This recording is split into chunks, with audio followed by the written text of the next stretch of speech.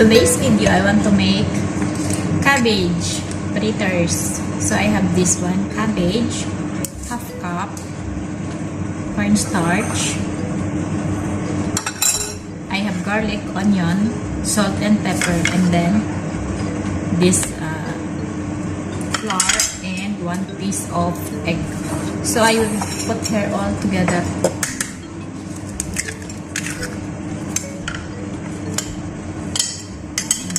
All ingredients. Just only combine all the ingredients together.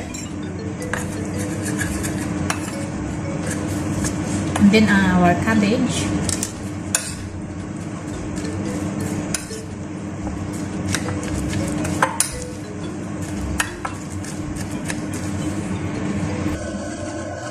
Now let's fry in a very hot